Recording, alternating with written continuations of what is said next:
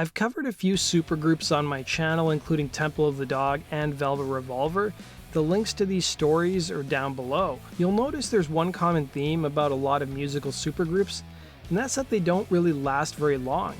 Audioslave lasted about as long as Velvet Revolver, but they had more musical output, and today we're going to explore the history of the band, how they came together, their music, and their eventual end. Stay tuned for the full story.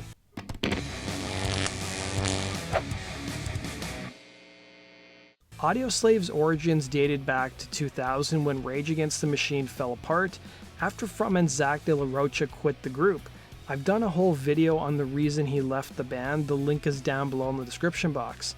The remaining members of Rage decided to find a new singer under a different moniker, and it was rumored initially that Lane Staley of Alice in Chains was considered to front the band, but guitarist Tom Morello has since quashed those rumors. It was also reported that Be Real of Cypress Hill was also a possibility to front the group, but the band didn't want to replicate the sound of Rage. The spark that got Audioslave started was producer Rick Rubin, who suggested that Tom Morello and company meet Chris Cornell. Cornell's previous band Soundgarden called it a day in 1997, and he had since moved on to becoming a solo artist, releasing his debut album Euphoria Morning in 1999. At the time, Cornell was working on his second solo record, but once the singer got a call from Rubin to meet the guys from Rage Against the Machine, he shelved his solo plans. During their first rehearsal together, the new quartet wrote the song Light My Way.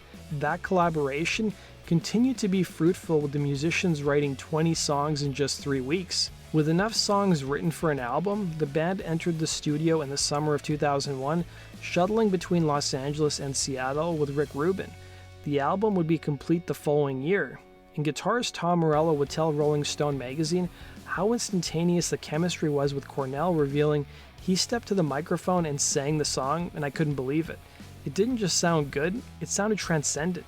When there's an irreplaceable chemistry from that first moment, you can't deny it," he'd say. Cornell, for his part, never doubted his chemistry with his band members, as he credited them with helping him get through a difficult period in time.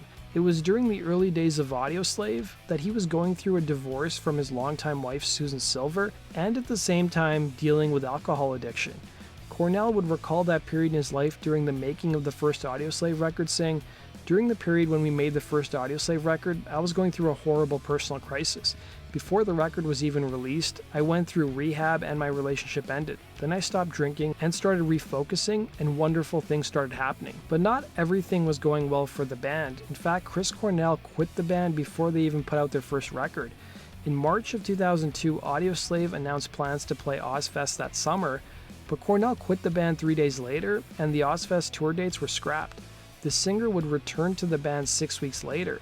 And the fallout happened because Cornell and the former Rage members' management companies had a long-standing feud. The band eventually chose new management and moved on, but there was another issue. Cornell was signed to one label, which was Interscope, while his new bandmates were signed to another label, Epic Records, which complicated how future albums from the group would be handled. Eventually, a deal was worked out whereby the two companies would take turns releasing albums from Audioslave. When it came time to choosing a name for the group, they initially called themselves Civilian, but soon found out another band already had the name, so they settled on the name Audioslave. But it turned out an unsigned band in the UK already had the name, so the supergroup worked out an agreement that paid the UK musicians $30,000 and allowed both bands to use the name. But critics seemed to hate the name universally. In fact, Pitchfork called it, and I quote, "the most asinine band name of the year," while Spin Magazine called it, and I quote, "one of the dumbest band names in recent rock history." The band also faced one more problem in the run-up to releasing their first album, and that was that the demos leaked online in May of 2002, so the album's release date had to be moved up a week from November 26th to November 19th. Cochise would be the lead single released from the album, and it would peak at number 2 on the mainstream rock charts and number 69 on the Billboard Hot 100 charts. The second single, Like a Stone, would shed any affiliations the members had with their previous groups, presenting a sound that we really hadn't heard with Soundgarden or Audioslave. It would be the group's biggest hit on the album, topping the US rock charts in America and peaking at number 39 on the Hot 100 charts. The other two singles released from the album included I Am the Highway and Show Me How to Live, which also charted on the Hot 100. When all was said and done, The group's debut album went triple platinum and became the biggest selling album of Audioslave's career. The band's debut album proved that the members of the band could stand on their own apart from their previous bands. And when it came time to write the group's second album, where could they go next? In late 2003, the band reassembled with Rick Rubin to begin work on their sophomore release. By early 2005, the album was done, entitled Out of Exile, and it would be released in May of 2005. In the run-up to the album's release, Chris Cornell would claim the album would be his most personal record, in large part due to the positive changes to his personal life. Some songs would be spiritual successors to the band's previous album, with Tom Morello claiming Be Yourself was indeed the spiritual heir to Like a Stone. Soon enough, Out of Exile would become a #1 hit and went platinum. Critics reacted more favorably than their debut record, praising the band for establishing their own sound rather than rehashing the sounds of their previous bands. And the promotional cycle for Out of Exile was notable because prior to the album coming out, Audioslave became the first ever American rock band to play the island nation of Cuba. The band performed a whopping 26-song set, the longest show of their career, to an estimated 70,000 people in the capital city of Havana.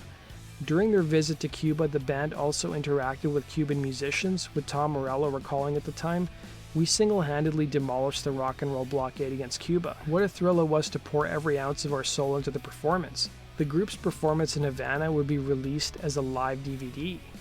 With their sophomore release and a successful tour, it seemed like the band had avoided many of the pitfalls that many high-profile rock acts and supergroups seem to suffer from. But that was just wishful thinking. As the band turned their attention to their third studio album, Revelations, there were a lot of factors working against the longevity of the band. Audioslave had worked with producer Rick Rubin on their first two records, and for their third album, Revelations, they instead chose to work solely with Brendan O'Brien.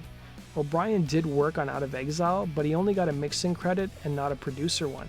He also previously worked with Rage Against the Machine during the 90s. Feeling more diverse and more heavily influenced by funk and soul, Revelation seemed like an underappreciated record because it was quickly forgotten about and really wasn't properly promoted.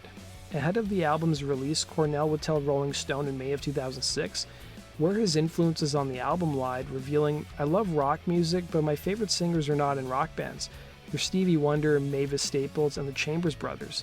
While the same month, Tom Morello would promote the album to MTV, revealing that the sound of Revelations would be, and I quote, "Earth, Wind and Fire meets Led Zeppelin."